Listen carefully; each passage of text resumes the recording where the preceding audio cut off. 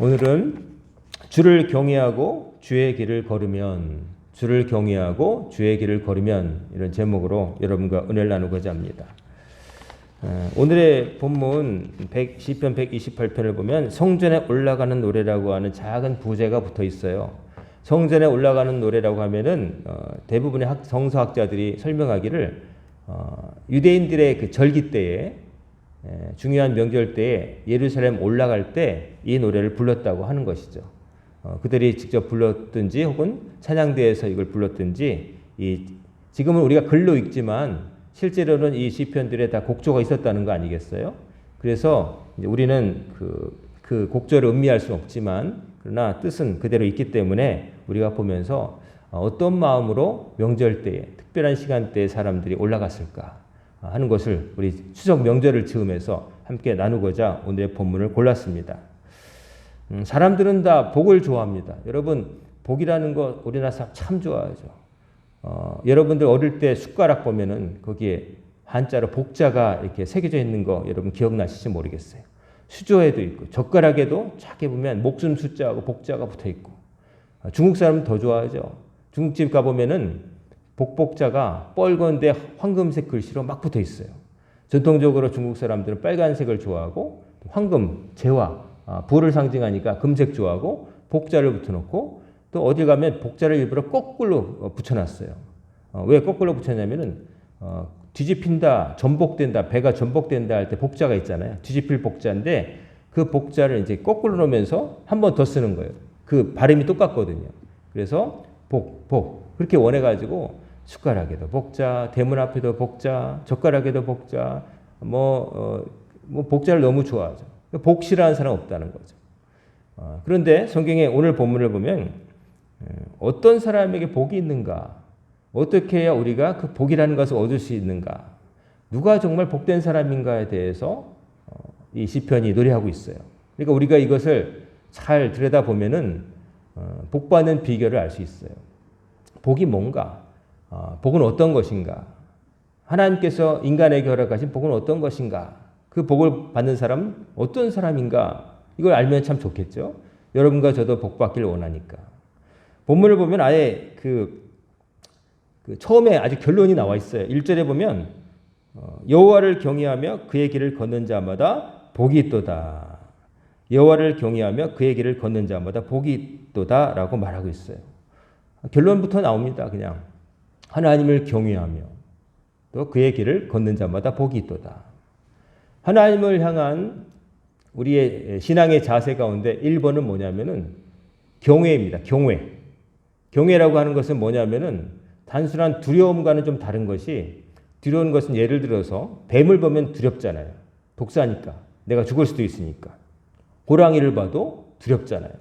높은 곳에 올라가도 두렵잖아요. 이런 것들은 공포예요. 그 자체로 그냥 공포. 내가 죽을 수도 있겠다. 나에게 심각한 위해가 가해질 수 있겠다라는 공포죠.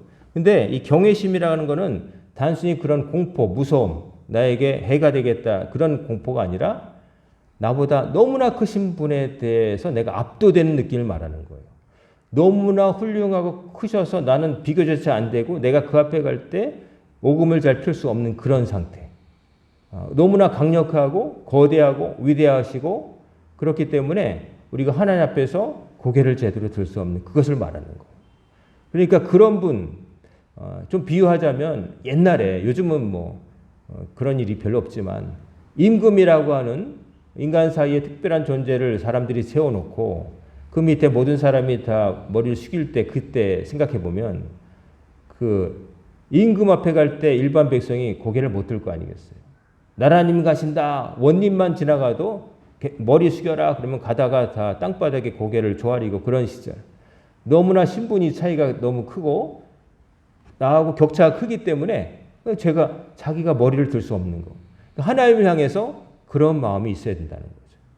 여러분과 제가 우리 예배당에 들어서실 때마다 이 십자가가 있는 이 중앙을 보면서, 하나님은 어디에도 계시지만 하나님께서 예배 드리라고 특별하게 정해주신 이 거룩한 이 공간에 들어오면은 여러분에게 있어야 될 감정 중에 하나가 바로 경외심이에요. 내가 하나님 앞에 나와 있구나. 하나님 보시는 앞에 있구나. 예배 드릴 때도 그 마음이 있어야 되는 거죠. 하나님 앞에 와 있구나. 자, 하나님 앞에 와 있으면 어떻게 되겠어요? 겸손해야 되고 함부로 행동하면 안 되고 여러 가지가 내가 그 임금님 앞에 있다고 생각하시면 돼요. 여러분 조선시대에 가장 낮고 존한 노비 정도 되고 근데 임금님이 행차하신 거예요. 그러면 어떻게 해야 되겠어요? 그냥 납작이죠.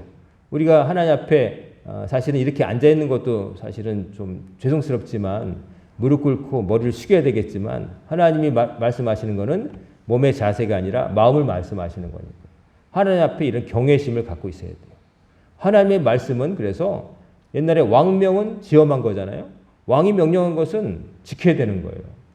왕의 명령을 웃음 치면서 귓등으로 듣고 이렇게 범하게 되면 큰 처벌을 당하는 거죠. 하나님을 경외하는 것은 하나님의 말씀을 지켜 행하는 것으로 나타나게 돼 있어요. 여기서 하나님을 경외하고 그의 길을 걷는 자마다 그 다음에 있는 그의 길을 걷는다라고 하는 말은 하나님께서 정하신 그 길로 다닌다는 거예요.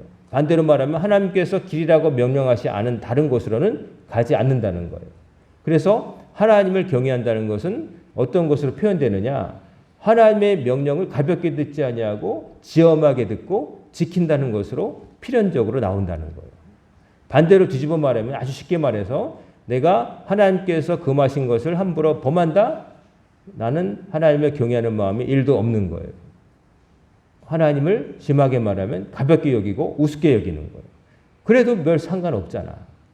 이런 마음으로 하나님을 이게 섬기는 것도 아니죠. 이거는 불신앙이고 불순종이고 안 믿는 사람과 똑같은 거죠. 안 믿는 사람보다 더 가증스러운 거죠. 왜냐하면 안 믿으니까 안 지키는 건 뭐 안 믿으니까. 근데 믿는다고 말을 하면서 또 안 지킨다? 그거는 가증스러운 거죠. 하나님을 경외하고 하나님의 길을 걷는다는 것은 바로 하나님의 말씀을 지켜 행한다는 거예요. 자, 오늘날에는 여러분들이 만질 수 있는 성경들이 많아요. 성경에 절대적인 이 부수도 많지만은 다르게 번역된, 좀 쉽게 번역된 말씀도 참 많아요. 우리말 성경에도 우리가 지금 보는 개역개정판, 옛날에 보던 개역 한글판, 그리고 또 현대인의 성경이라고 해서 풀어서 쓴 성경책, 또 다른 여러 가지 면에서 어린이들을 위해서, 교회학교 어린이들을 위해서 번역된 쉬운 성경도 있고요. 더 나아가서 어학 공부를 좀 하면 영어로 된 성경책도 참 많아요.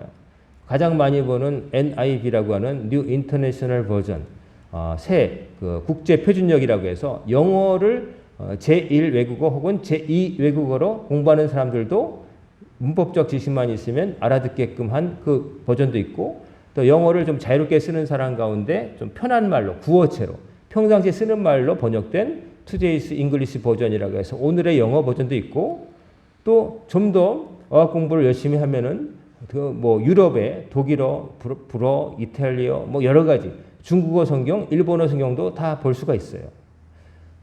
저는 가끔 성경 본문을 설교를 이제 준비하면서 본문을 들여다볼 때 어떨 때는 그런 때가 있어요.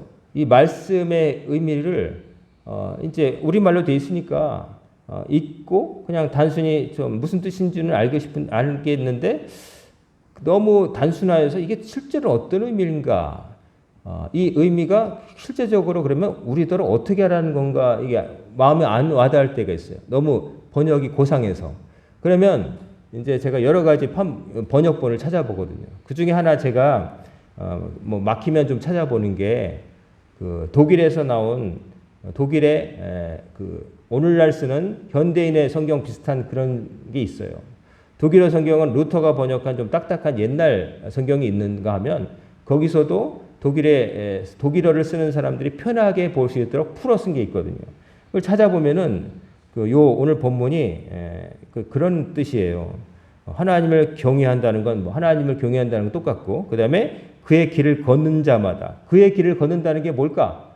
뭐라고 이제 번역되어 있냐면은 하나님의 명령을 지켜서 사는 것이라고 명확하게 풀어서 설명되어 있어요. 주의 길을 걷는다는 건 뭐냐면 하나님의 명령에 따라 자기의 방향을 맞추며 산다 이렇게 돼 있어요. 그래서 거기 보면 하나님의 명령이란 말이 이제 들어가 있는데 그 명령을 이제 게봇 독일어로 게보트라고 그래요. 게봇 하나님의 명령. 게베트 하면은 기도가 되고요. 우리가 하나님께 하는 기도가 되고 게보트 하면은 하나님께서 우리에게 주신 명령이 되는데 그 게보트라고 하는 그 단어를 독일어 사전에 찾아보면 그 단어가 쓰여진 속담이 하나 나와요. 그게 뭐냐면 not can't kein Gebot. not can't kein Gebot. 이게 무슨 뜻이냐면은 위급함은 명령을 모른다. 직역하면 그대로 하면 위급함은 궁핍함은 명령을 모른다. 이거 의역하면 사흘 굶어서 도둑질 안 하는 사람 없다. 위급할 때는 법도 없다. 뭐 이런 뜻이에요. 그러니까 사람이 아주 너무 급박하고 없고 막 이러면은 본능에 따라 살게 되잖아요. 급하니까 뭐 법이고 자시고 이렇게 되는 거예요. 그런 경우가 바로 지난주에 설명드렸던 에서 같은 사람이에요. 그냥 배고픈데 장자의 명분이 무슨 소용이냐 이러면서 팥죽 먹고서 장자권 팔아버리잖아요. 그게 not can't kein Gebot. 위급하면은 법이 없다. 위급하면 법을 알지 못한다. 근데 분명히 성경은 하나님을 경외하는 사람은 그런 것과 상관없이 하나님의 명령은 무조건 지킨다는 거예요. 급한데 뭐 내가 죽겠는데 뭐 다급한데 뭐 이게 어떻게 보면 인간의 본능, 현실적인 말 같지만 그렇게만 살라고 하나님이 하나님의 백성을 부르신 게 아니라는 거예요. 아무리 다급하여도 아무리 급하여도 하나님의 명령은 명령이라는 거예요. 그게 하나님을 경외하는 사람의 태도라는 거예요. 급하니까 남의 것 먹어도 되겠지. 급하니까 너무 급한 사람을 보고 내 것이지만 나눠주는 건 괜찮지만 너무 급하니까 남의 거 먹어도 돼 하면서 남의 거 손대는 거 절대 그것은 옳은 건 아니라는 거죠. 그래서 하나님을 경외하는 사람 어떤 사람이냐? 하나님의 명령을 지상 명령으로 듣고 지키는 사람이라는 거예요. 고지식할 정도로. 그게 하나님을 경외하는 거예요. 그러니까 사람들이 지키기가 어렵죠. 사람들의 마음에는 아까 말씀드린 대로 위급한데 내가 다급한데 힘들어 죽겠는데 무슨 하나님의 명령이야. 내가 살고 봐야지.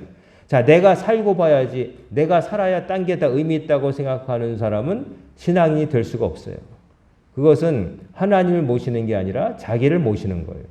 나의 생존이 1번이고 하나님은 그 다음이지. 하나님이 창조주라는 걸 부정하는 거예요. 내가 세상의 중심이고 나머지는 나를 위해서 존재한다고 생각하는 사람이 어떻게 하나님을 경외할 수가 있어요. 자기가 세상의 중심이죠. 많은 경우에 세상의 철학이라든지 뭐 이런 것들이 그렇게 가르쳐요. 네가 중심이다. 네가 제일 중요해. 남은 중요하지 않고 네가 제일 중요해. 근데 그런 말을 하는 맥락은 하도 우리가 남의 기대에 맞춰 사니까 자기가 살고 싶은 대로 사는 게 아니라 뭐 철학자 말을 빌면 남의 욕망을 충족시켜 주려고 살게 되다 보니까 내가 어떻게 사는지가 아니라 남이 나에게 부모가 나에게 기대하는 거 혹은 연인이 나에게 기대하는 거 타의 세상이 나에게 원하는 것대로 살다가 인생 끝난다니까 그러지는 말자 하고서 나온 거죠. 그렇지만 하나님을 믿는 사람들은 거기서 한 발 나가는 거예요. 나를 누가 지으셨는가? 나에게 이런 생각도 하게 만드신 분이 누구신가? 하나님이시라는 거예요. 그러니까 그 하나님이 1번이 돼야 되는 거예요. 내가 1번이 되는 순간 그거는 내가 우상이 되는 거예요. 하나님이 1번이어야 되는 거예요. 그래서 하나님을 경외하는 사람은 하나님께서 명령하신 대로 살아가는 사람이에요. 그래서 입으로는 뭐 믿습니다. 어쩌고 저쩌고 말하긴 쉽죠. 말로는 뭘 못하겠어요. 하지만 그 삶이 하나님께서 명령하신 대로 살지 않는다면 그는 하나님을 경외하는 사람이 아니고 결국 그 사람은 복된 사람이 아니라는 거죠. 복받지 못한다는 겁니다. 복받지 못한다는 거예요. 하나님께서 허락하신 복을 받는 사람은 안 된다는 거예요. 그래서 하나님께서 하나님의 명령을 지키는 사람에게 어떤 복을 주시냐에 대해 설명이 되어 있어요. 2절에 보면 내가 내 손이 수고한 대로 먹을 것이라 내가 복되고 형통하리로다. 자, 이 말씀을 들으면서 어떤 사람들은 이런 생각할 거예요. 이게 복인가? 네가 수고한 만큼 먹는다고 하는 게 복인가? 아니 내가 수고하지 않아도 막 누가 막 찾아와서 뭐 안겨주고 나는 10원 투자했는데 1,000원 막 벌고 뭐 이래야 복이 아닌가 이런 생각 좀 하잖아요. 횡재. 그러니까 사람들의 마음속에 횡재. 내 노력이 아니라 운으로 나에게 주어지는 거. 나는 별로 애쓰지 않았는데 생기는 거를 복이라고 생각하는 거예요. 근데 성경은 분명히 말하길 그게 복이 아니라 네가 내 손이 수고한 대로 먹을 것이라. 네가 땀 흘릴 만큼 얻게 될 것이다 라고 말하고 있어요. 땀 흘릴 만큼. 자, 그러면 이게 복이 아닐까요? 여러분, 땀 흘릴 만큼 수고하려면 뭐가 있어야 되죠? 건강이 있어야 돼요. 내가 수고해서 여러분 허리 한번 삐끗해 보시면 딱 느껴지는 게 야, 이거 자다가 일어나는 것도 힘들구나. 숟가락 하나 드는 것도 힘들구나. 뭐 화장실 출입은 당연하고 자다가 일어나는 것도 힘들잖아요. 저도 언젠가 허리를 삐끗해 가지고 허리가 아프니까 자다가 일어나야 되는데 일어날 수가 없는 거예요. 그래 가지고 허리가 너무 땡겨 가지고 일어나는 법을 제가 찾아냈어요. 몸을 일자로 딱 통나무처럼 이제 누워서 세운 다음에 몸을 최대한 옆으로 해가지고 옆으로 몰어 눕는 거죠. 몰어 세운 다음에 살짝 엎드려 가지고 이제 팔부터 해가지고 옆으로 이제 비스듬히 일어나는 거죠. 네 발로 일어나는 거죠. 허리를 최대한 안 쓰고 일어나는 방법이었어요. 그렇게 해서 의자를 붙들고 일어서서 일단 서기만 하면 이제 걸어 다닐 수 있으니까. 근데 참 모든 것이 불편해지더라고요. 허리 한번 그러니까. 잘하던 것들을 아무것도 못 하겠는 거예요. 여러분, 하나님께서 수고한 대로 먹게 하신다. 이 속에는 사실은 그 일 너머에 하나님이 허락하신 많은 것들이 들어있는 거예요. 첫 번째, 건강이 있어야 되죠. 두 번째, 일터가 있어야 수고할 수가 있어요. 내가 땀 흘릴 공간이 있어야 된다는 거예요. 일하고 싶어도 일할 공간이 없을 수가 있어요. 새벽에 노동시장, 새벽에 그날의 일 하서 사시는 분들, 새벽에 이제 5시쯤에 겨울에 나가보면 추우니까 드럼통에다가 나무 놓고 종이 떼서 불 쬐고 있다가 어디선가 승합차 하나가 오면은 몇 명 어디 가는데 몇 명 그래서 뽑아가는데 다 뽑아가도 못 가는 사람이 있어요. 어떤 사람? 연로한 분, 그리고 어디 좀 체격이 작은 사람, 아플 것 같은 사람은 안 들어가는 거예요. 그러면 새벽부터 와가지고 불 쬐고 있다가 그냥 들어간 분도 있다는 거죠. 일꾼으로 안 뽑아가는 거예요. 일 시켰다가 더 아프다고 그러고 뭐 다쳐버리면 복잡하니까 일꾼을 쓰는 사람들 손에서는 시각에서는 건장해 보이고 경력자 뭐 이런 사람 뽑아가는 거죠. 제 친구 중에도 대학을 졸업한 다음에 제일 그래도 빨리 사회에 진출해서 돈을 잘 벌었던 친구가 있어요. 외국인 회사에 취직해가지고 외국도 가고 친구들 사이에서 부러웠죠.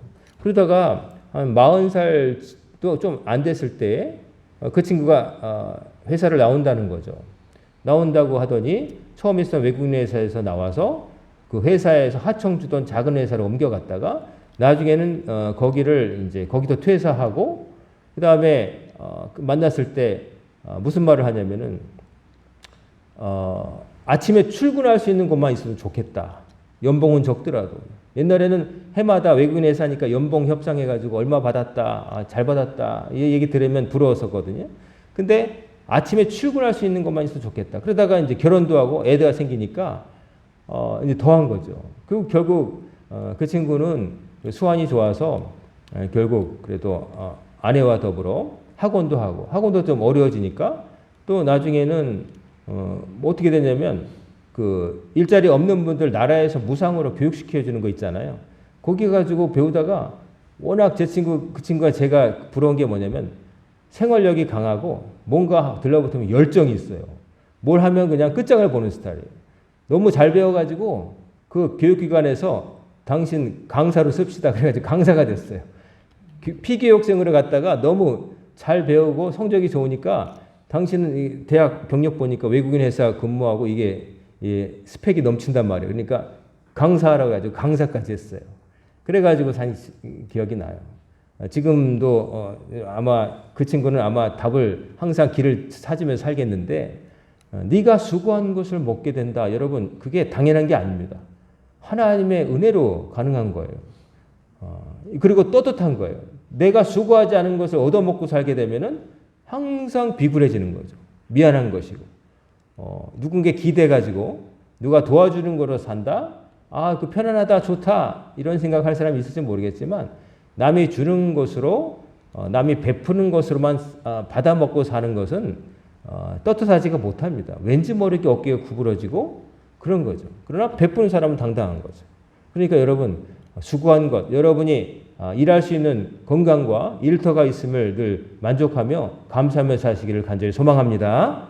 그 다음에 내 집안의 안방이나 내 안에는 결실한 포도나무 같으니 내 식탁에 둘러앉은 자식들은 어린 감람나무 같으리로다 하면서 3절에 남편의 입장에서 바라본 가정의 행복한 모습을 그리고 있어요. 하나님을 경외하고 또 하나님의 명령에 따라서 사는 사람은 가정에 방 안에 딱 들어가면 배우자, 아내가 안방에 딱 있다. 안방에 있다. 그냥 자리만 차지하고 있다는 게 아니라 이 말은 뭐냐면은 안주인으로서 가정을 잘 지키는 자기의 책무를 다한다는 거예요. 그리고 결실한 포도나무라고 하는 것은 뭐냐면은 그가 있음으로 인해서 가정이 그 막 돈이 막 이리저리 새고 뭐 어려워지는 게 아니라 꼼꼼하게 살림을 잘해서 세월이 흐를수록 하나하나 장만해가는 그런 아내를 말하는 거죠. 그냥 눈으로 보고 예쁜 며칠 보면 예쁘고 지나다 보면 질리는 그런 모습이 아니라 생활력이 있고 가정을 돌볼 줄 알고 더 나가서 자녀를 낳아주는 이제 아내를 말하는 거죠. 요즘은 뭐 하나 낳는 것도 힘들고 그래서 낳지도 않고 뭐 그런 경우도 있지만 과거에는 자식을 낳는다는 것은 장수와 더불어서 인생의 복 중에 하나였어요. 왜냐하면 자식이 많다는 건 뭐냐면은 젊은 장수의 이 화살통에 있는 화살과 같다. 이 말은 뭐냐면 자식이 많으면 첫째, 여러분 시골에 살 때 자식이 많으면 뭐가 있어요? 무슨 일 있을 때 덜 서러움을 당해요. 우리 아들이 우리 딸들이 몇 명인데 이러면 동네에서 무시를 안 해요. 그런 거 있잖아요. 그리고 집안에서 일을 할 때 옛날에는 그냥 온 가족이 달라붙어 가지고 소를 먹이든 뭐 농사를 짓든 온 가족이 많아야 생산력, 남에게 그 돈 안 주고 내 식구들이 다 모아가지고 해가지고 큰 농사나 이런 목축을 할 수가 있었어요. 그러니까 자녀 한 사람 한 사람이 뭐냐면은 재산인 거예요. 그래서 시집 보낼 때 왜 그 신랑이 지창건을 주느냐? 남의 집에 일꾼을 하나 영원히 데려다 쓰는 거잖아요. 우리가 보면 돈 주고 산다고 생각하고 이상하게 생각할 수도 있지만 어떻게 보면 남의 집에서 평생 일할 자녀를 내 집안에 끌어들여서 우리 집에서 일시키니까 당연히 줘야 되는 거예요. 영원히 뺏어오니까. 그러니까 옛날에 그 지창금이 있었던 거예요. 신랑이 신부 가정에다 소 한 마리, 소 두 마리 옛날에 그런 식으로 했던 거예요. 그러니까 자녀가 많다는 건 뭐냐면은 일단 건강하다는 거예요. 건강하니까 자식도 낳는 거예요. 두 번째, 자녀들이 많으니까 그 자녀들이 식탁에 앉아가지고 같이 뭐 밥을 먹고 이런 것들 인생을 살면서 여러분 가족만큼 여러분과 가까운 사람들은 없습니다. 아무리 뭐라고 해도 혈연 이거를 부정할 수 없어요. 좋은 이웃도 있지만은 그러나 정말 일 터지면 누구에게 연락하겠어요? 내 자녀들, 가족들, 부모, 형제가 한데 모이는 거예요. 평소에는 소원했어도 무슨 일 터지면 그래도 가족인 거예요. 내 동생이 얻어 터지고 오면 달려오는 거 형이에요. 이 동네 형이 아니라 내 형이 오는 거예요. 내 동생 누가 때렸어? 하면서 달려오는 게 가족인 것이죠. 그래서 이 하나님을 경외하고 하나님의 명령에 따라 사는 사람은 가정이 평안하다. 가정이 다 건강하고 식구들도 있다. 쉽게 말하면 행복한 가정을 누릴 수 있다는 거예요. 행복한 가정이 있다는 것이 얼마나 큰 복이에요, 여러분. 그 재벌가들 보면은 막 돈은 많은데 그 재산 상속 때문에 분쟁하고 또 자기 살고 싶은 대로 못 살았다고 해서 목숨 끊고 뭐 정치적인데 연루돼 가지고 나중에 또 뭐 별의별 불행한 일을 당하는 거 여러분 남의 나라 얘기가 아니라 우리나라 얘기잖아요. 그렇게 많은데 나눠서 평생 죽을 때까지 써도 남을 돈 다 보장돼 있는데도 모이면 행복하지 않은 거예요. 그리고 개인의 삶도 행복하지 않은 거예요. 결혼하고 싶은 사람과 결혼할 수 없고 또 내가 하고 싶은 대로 못 살고 뭘 이어받아야 되고 뭐 남들 보일 때 또 추하면 안 되고 뭐 여러 가지 우리가 볼 때는 야, 저 사람 자녀로 태어나지 않은 게 한이다 뭐 이렇게 생각할 수 있겠지만 그러나 들여다보면 재벌이라고 10끼 먹는 거 아니고 그 사람들이라고 해서 뭐 더 우리보다 큰 행복을 누리는 거 아니에요. 사람의 행복은 사실은 별로 크지 않아요. 집안에 들어갔을 때 배우자가 있고 배우자가 낳아준 내 자식들이 있고 자식들이 건강하고 부모를 봉양하며 서로 사이좋게 사는 거. 여러분 그 이상의 뭘 바라십니까? 그 정도면 행복한 거 아니겠어요? 그걸 하나님이 허락하신다는 거예요. 여러분의 가정이 이와 같은 가정이 되시기를 진심으로 축원합니다. 다 그런 가정 누리시기 바라요. 그리고 내 대해서 혹시 못 누렸다 할지라도 내 후손들은 그렇게 될 거 아니에요. 나는 때로 내 가정이 또 불행하여서 그런 가정의 행복을 못 느낀 사람도 있잖아요. 하지만 그렇다고 해서 내 뒤에 태어난 애들까지 그렇게 만들면 안 되잖아요. 내 후손들만큼은 내가 누리지 못한 것을 누리도록 해야 되는데 그러려면 뭘 줘야 되느냐? 땅떼기를 줄 게 아니라 신앙을 물려줘야 돼요. 하나님을 경외하고 하나님 법칙대로 살면은 하나님이 복을 주신다 하는 것을 잘 가르쳐 행하게 하면 되는 거예요. 그러면 하나님이 허락하실 거니까. 우리는 늙고 병들지만 하나님은 항상 젊으시고 건강하시니까 우리를 대신해서 우리 자녀들을 지켜주실 거니까 하나님께 맡기는 게 지혜로운 부모인 거예요. 그 다음에 또 4절에 여호와를 경외하는 자는 이같이 복을 얻으리로다. 그러면서 5절에 또 여호와께서 시온에서 내게 복을 주실지어다. 너는 평생에 예루살렘의 번영을 보며 내 자식의 자식을 볼지어다. 이스라엘에게 평강이 있을지어다. 이렇게 돼 있어요. 평생에 예루살렘의 번영을 본다. 예루살렘은 이스라엘의 수도였죠. 거기에 성전도 있었고 예루살렘은 곧 이스라엘 전체를 상징합니다. 예루살렘의 번영을 본다는 건 뭐냐면은 개인의 차원을 넘어서 나라가 자기가 속한 공동체가 잘 되는 것을 오래도록 본다는 거예요. 못 보고 눈을 감는 게 아니라 보고 눈을 감을 수 있다는 거예요. 즉 좋은 것을 죽기 전에 생을 다하기 전에 좋은 것을 보게 된다는 거예요. 여러분 우리가 살아있는 동안에 불행한 것만 볼 게 아니라 복된 것을 많이 봐야 될 거 아니겠어요? 내 가정이 잘 되는 거, 내 후손들이 잘 되는 거, 내 나라가 잘 되는 거, 내가 속한 교회가 부흥하는 거, 내가 다니는 회사가 잘 되는 거 이런 걸 봐야지. 이런 걸 본다는 건 뭐냐면 하나님이 살려주셔야 볼 수 있는 거예요. 아무리 다른 게 잘 돼도 내가 그냥 눈을 빨리 감아버리면 못 보는 거 아니겠어요? 하나님이 살려주신다는 거예요. 그거 볼 수 있을 때까지. 즉 장수의 복을 허락해 주신다는 거예요. 건강하게 보게. 그래서 내 자식의 자식을 볼지어다. 내 자식을 보고 내 자식의 자식, 손주를 보고 더 나가서 요즘은 손주의 자식도 보잖아요. 여러분 장수하시니까. 손주의 자식도 본단 말이에요. 그러니까 하나님께서 행복한 노후를 하나님을 경외하는 자에게 허락하신다는 그 말씀이에요. 여러분 우리 오늘 명절을 맞이했잖아요. 명절 때 추석 과거에 우리 비춰보면 농사를 짓고 좀 먹을 거 풍부할 때 온 가족 한번 모여보자 이런 의미로 모이지 않았겠어요? 딴 때는 먹을 게 없어가지고 우리나라가 참 역대 단군 이래로 제일 잘 살고 있는데 우리나라의 여러 가지 보면은 문화적인 거 보면은 우리나라 사람들이 참 못 먹었다는 것을 보여주는 증거 중에 하나가 우리나라 사람들은 별의별 것을 다 먹는다 하는 거예요. 뭐 중국 사람들이 책상 빼놓고 4개 다리 달린 건 다 먹는다 그러지만 거기는 워낙 땅덩어리가 넓고 식재료가 많으니까 가지수가 많은 거고 우리나라는 온갖 걸 먹는데 특별히 식물 가운데 남의 나라에서는 독초라고 하는 것까지 다 먹어 제껴요. 다 먹어요. 심지어 사약의 재료로 된 것도 어떻게 먹는지 알고 있어요.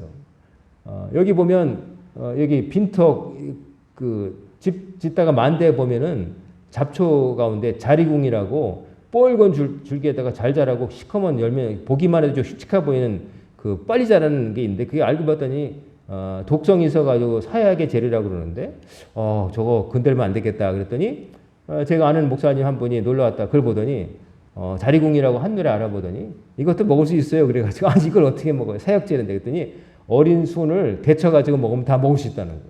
누군가 먹어본 거예요. 먹고 배탈 났지만 살아남은 사람이. 고사리도 아무도 안 먹잖아요. 우리나라만 먹잖아요.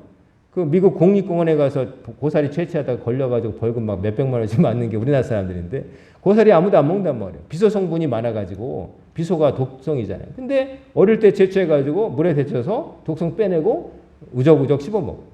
저도 고사리 좋아하거든요. 잘 무치면 참 맛있거든요. 근데 그것도 먹어요. 뭐 별거 다 먹어요. 또 농사를 지어본 어느 목사님은 우리 교회 오더니 그냥 우리 그 잡초 뒤에 막 보더니 이것도 먹는 거 저것도 먹는 거 다 먹는 거래요. 그래서 어떻게 그걸 다 먹는 거예요? 그랬더니 어린 거는 다 먹어도 된다는 거예요. 우리나라에서 자라는 모든 잡초도 어린 건 다 먹어. 토끼풀도 먹을 수 있고, 여기 차전초라고 하는 질경이 당연히 먹을 수 있고, 뭐 쑥 당연히 먹을 수 있고, 뭐 다 먹는데요. 배고프면 다 먹는데요. 그건 뭐냐면 그만큼 어려웠다는 거예요. 우리나라가 어려웠다는 거예요. 어려웠는데 그러나 그래도 그것을 먹는 법을 다 알아냈고 먹고, 그래서 요즘은 일부러 그거 건강식이라고 먹는 사람들이 있잖아요. 찾아서 먹는. 근데 어려울 때 먹은 거예요. 어려우니까 다 먹어본 거예요. 근데 우리나라가 이렇게 번영하여서 지금은 비만해서 걱정이지 못 먹어서 걱정인 경우는 별로 없잖아요. 적게 먹어야 됐다고 말을 하지 많이 먹어야 된다고 말하는 경우는 없잖아요.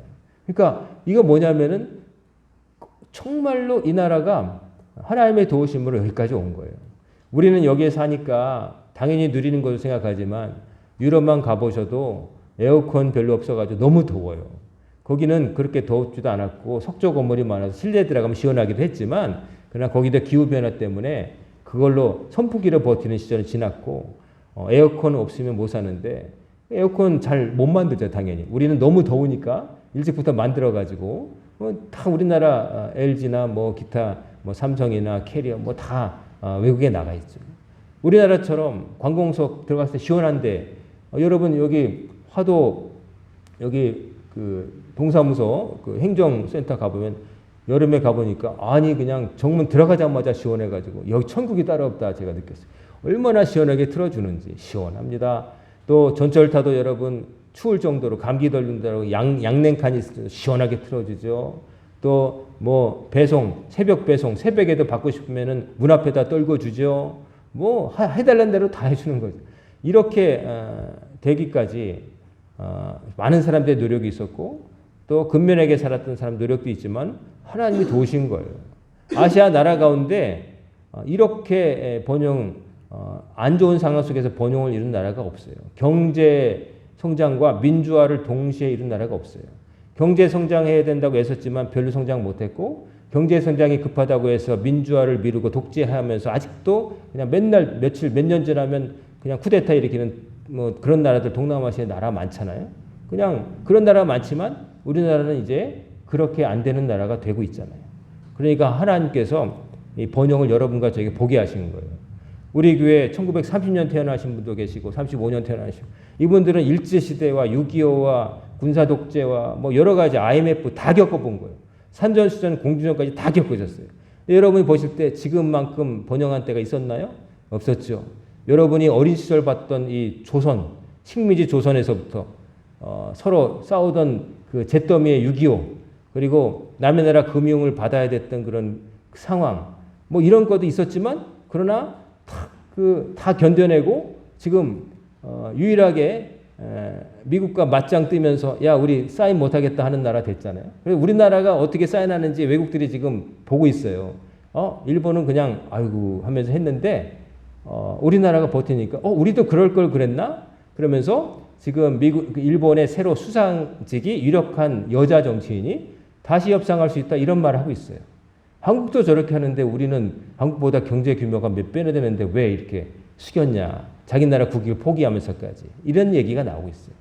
참 보면은 우리 대한민국이 참 다른 나라에서 볼 때 희한한 나라이긴 합니다. 근데 그 희한함이 하나님의 도우심 때문이라고 저는 믿습니다. 일찍이 불교도 몇 천년 넘게 있었고 그 성리학, 유교도 몇백 년 있었지만 기독교 복음이 들어왔을 때 우리나라 사람들은 정말 그런 오랜 딴 종교의 그 바탕이 있는데도 불구하고 이렇게 하나님의 복음을 받아들인 민족이 없어요. 이렇게 교회가 많아지고 이런 경우가 없어요. 그만큼 힘들었다는 거예요. 불교도 채워주지 못했고 유교도 채우지 못한 그런 거기에서 힘들었던 사람들이 그리스도의 복음을 접하자 귀가 열린 거예요. 나 같은 노비도 나 같은 가난한 사람도 하나님 백성이래. 나 쌍놈이라고 불렸는데 나도 하나님 백성이래. 임금이나 노비나 다 똑같대. 남자나 여자나 다 똑같대. 하나님 똑같이 사랑하신대. 그랬을 때 마음이 열린 거예요. 그만큼 힘들었다는 거죠. 근데 다른 나라들은 아직도 그냥 그거는 네가 전생에 지은 업의 결과니까 당연히 믿고 그냥 살아. 아니면 또 이게 다 임금은 임금답고 신하는 신하답고 그 자리를 지켜야 돼. 가만히 있어. 이런 거에 그냥 있으면서 사는 거죠. 하지만 우리는 다 들러 엎었어요. 그런 게 어딨어. 하나님이 다 똑같다고 하시는데 그것을 받아들여서 이렇게 된 거예요. 뭐 안 믿는 사람은 딴 얘기 하겠지만 목사로서 하나님을 믿는 사람들이 있었기 때문에 변화가 일어난 거예요. 요즘 교회들이 세상 사람들로부터 이제 극우라고 해서 오해받기도 하지만 그런 사람도 있긴 있죠. 하지만 대다수는 그런 거와 상관없이 하나님을 경외하며 하나님 믿음대로 살고자 했고 나라 백성이 잘 되기를 기도하고 자기 자리에 애썼어요. 그래서 오늘날 여기까지 온 거예요. 사랑하는 성도 여러분, 오늘 명절을 즈음해서 여기 모였습니다. 여러분의 가정이 하나님을 경외하고 하나님의 법칙에 따라 삶으로 이와 같은 복 다 누리시는 가정과 여러분 자녀 되시기를 주의 이름으로 축원합니다. 아멘. 기도하겠습니다. 사랑과 은혜가 충만하신 아버지 하나님, 오늘도 새벽부터 이 시간까지 함께 하셔서 주의 말씀으로 저희들을 일깨워 주심을 감사를 드립니다. 오늘도 들은 말씀 생각하며 우리 광인의 성도들 가정과 그 한 사람 한 사람과 그 후손들이 하나님을 경외하며 하나님의 길을 걸으며 이 모든 복을 받아 누리는 복된 가정, 이 나라 이 백성 되게 하여 주시옵소서. 하나님께서 주신 연휴 기간 동안 그 시간을 잘 활용하게 하셔서 사랑하는 사람들을 돌보고 만나고 또 해야 될 일을 하면서 휴식할 수 있는 시간 되게 하여 주옵소서. 예수님의 이름으로 간절히 기도드리옵나이다. 아멘.